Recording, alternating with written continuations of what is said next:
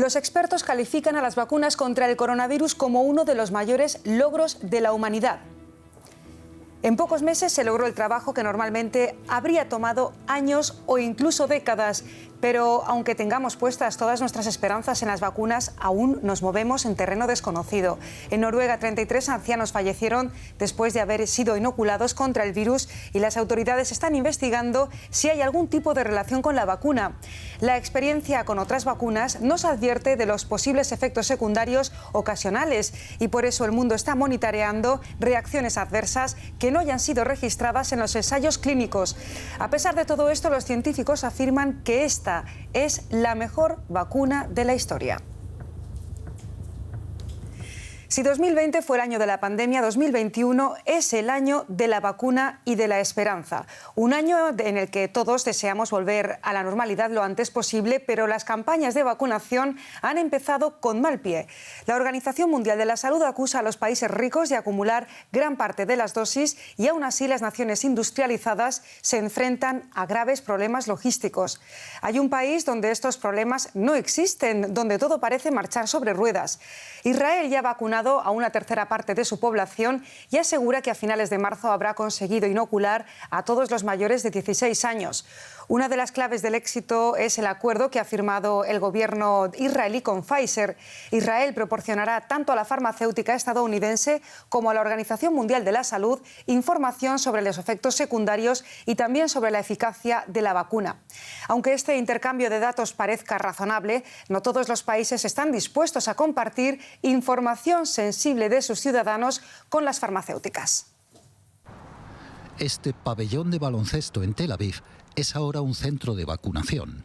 Aquí se están ya administrando vacunas a menores de 35 años y segundas dosis a personas de mayor edad. La campaña de vacunación en Israel avanza en tiempo récord. BioNTech Pfizer está enviando al país millones de dosis. A cambio, deja que las compañías farmacéuticas obtengan valiosos datos con el fin de evaluar la eficacia de su producto. No tengo problema con el acuerdo sobre el uso de datos y no siento que sea parte de un experimento. Somos líderes mundiales en cuanto a vacunación. Israel tiene la infraestructura adecuada. Su sistema sanitario cuenta con un seguro universal que hace que el país sea especialmente interesante para BioNTech Pfizer. Las compañías de seguros asignan a los médicos un número determinado de pacientes, agilizando el programa de vacunación. La digitalización y centralización en la recogida de datos han creado un tesoro de información de fácil acceso. Si la meta es analizar el impacto de una campaña de vacunación en la salud pública, entonces Israel es un país perfecto para hacerlo, con sus repositorios digitales en la sanidad, sus fuertes capacidades metodológicas y un sistema de salud pública que llega a todos los ciudadanos. Es el lugar ideal para analizar ese impacto. El principal objetivo es averiguar el umbral con el que se logra la inmunidad de grupo en una campaña de vacunación y ver cómo se llega a eso lo antes posible. Aunque se realiza con datos anónimos, el estudio también cuenta con detractores. La gente se pregunta cuál es el problema de los datos anónimos. Y el problema es que con las herramientas y la tecnología adecuadas se puede revertir el anonimato de los datos médicos.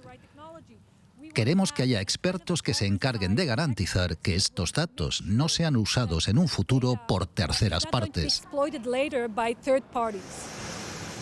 El primer ministro Benjamin Netanyahu ha recalcado que los demás países también podrán beneficiarse de este estudio, aunque su principal propósito es ver el impacto que tiene en Israel la campaña de vacunación. Seremos el primer país en derrotar esta pandemia. El acuerdo al que llegué con Pfizer nos permite vacunar a toda la población mayor de 16 años antes de finales de marzo.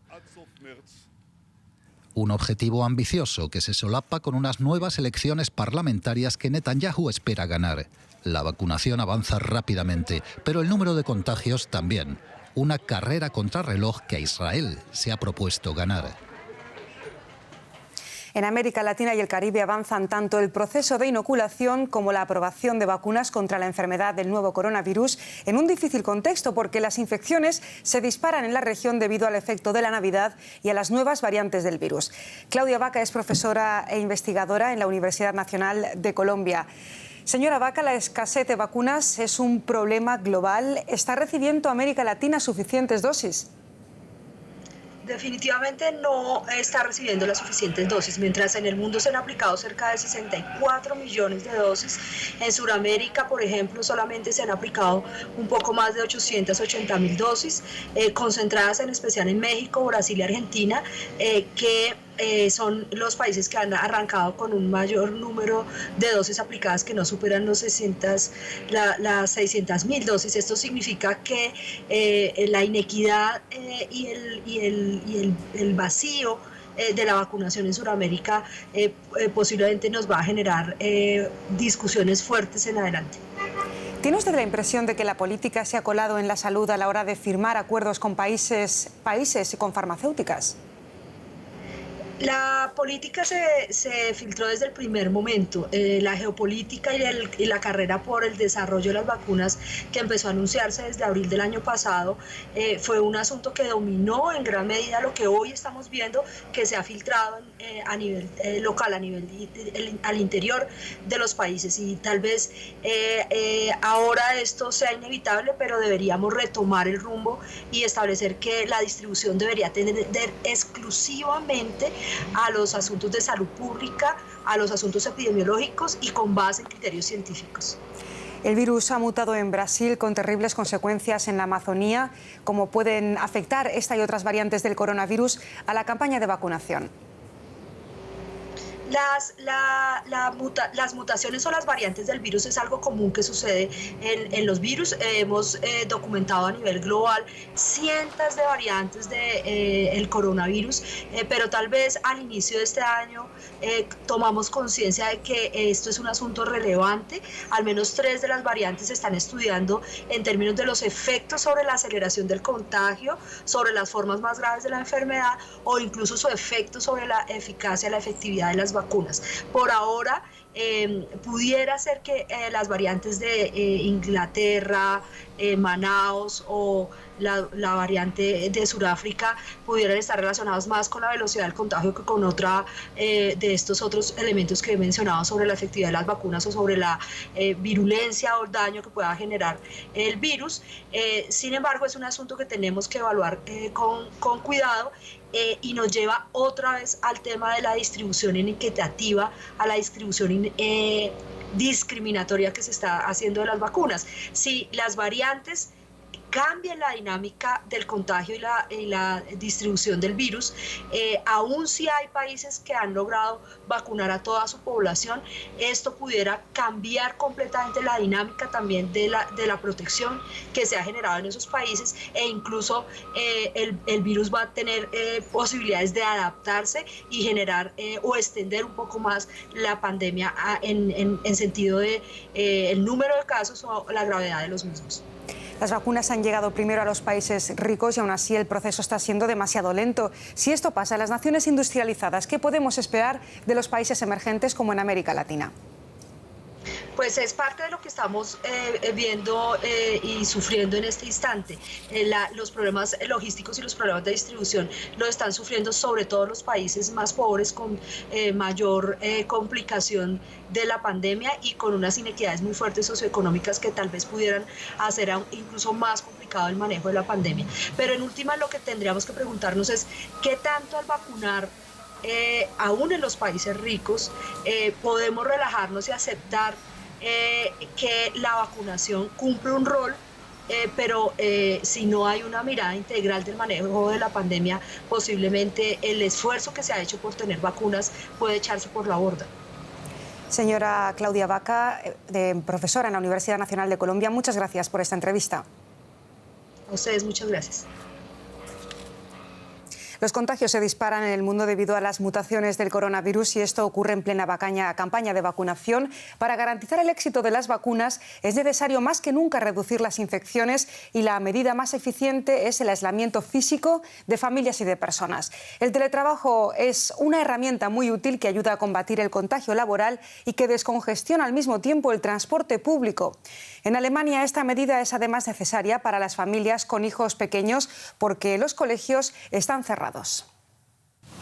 Esto solía ser la oficina abierta de la consultora en gestión Rheingans en Bielefeld. Ahora sus 14 empleados trabajan desde casa. Su jefe acepta de buen grado esta disposición. Creo en la bondad de las personas y en que quieren hacer un buen trabajo para su satisfacción personal. Por eso confío en que mi personal trabaje desde casa igual de duro que en la oficina. Después de todo, tampoco los controlo todo el tiempo. Pero no todas las empresas son tan abiertas al tema. Hasta ahora el gobierno ha confiado en que las compañías lo implementen de forma voluntaria. Pero con el aumento de las infecciones es más necesario. Una ley podría ser la respuesta.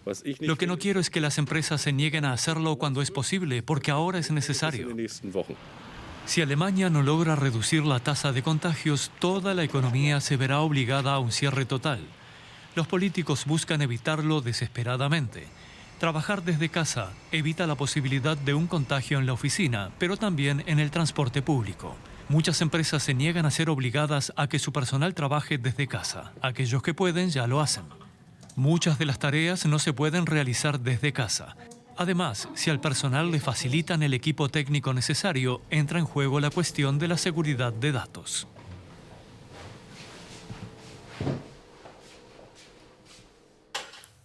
Hasta ahora, las imágenes del virus microscópico que tiene en vilo a todo el mundo han sido modelos generados por computadora. Pero ya tenemos la foto del enemigo público número 1 y varios son los responsables de las imágenes que les vamos a mostrar a continuación. Son los especialistas de Nanographics, una empresa de diseño, animación y desarrollo de software, junto con la Universidad de Viena, el Centro de Investigación de Scripps Research y la Universidad Árabe de Ciencia y Tecnología KAUST. Todos ellos han unido sus esfuerzos para inmortalizar al nuevo coronavirus. Los dejamos con las imágenes y el especial de coronavirus vuelve mañana. Hasta entonces.